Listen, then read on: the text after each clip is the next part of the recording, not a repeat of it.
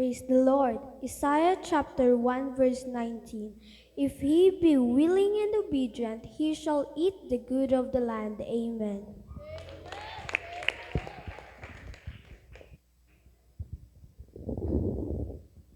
Praise the Lord. From the book of Acts 2 verse 38. Peter said unto them, Repent and be baptized every one of you for the remission of sins, and ye shall receive the gift of the Holy Ghost. Amen.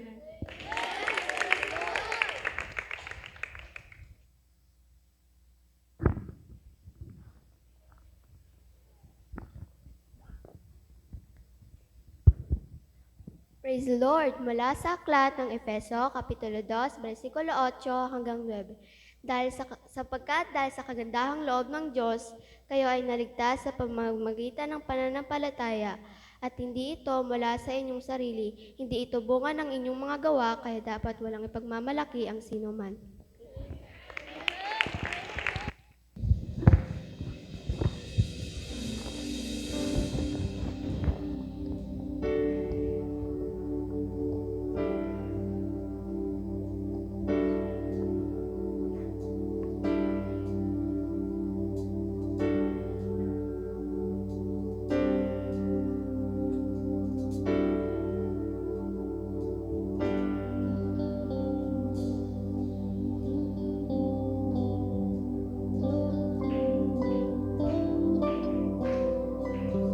It's good to praise the Lord and make music to your name, and proclaim your love in the morning and your faithfulness at night.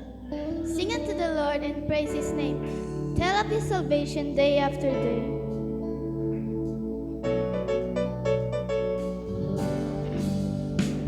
Make a joyful noise to the Lord, all the earth. Let the heavens rejoice. Let the earth be glad. Let everything that hath breath praise the Lord. Praise the Lord. Let everything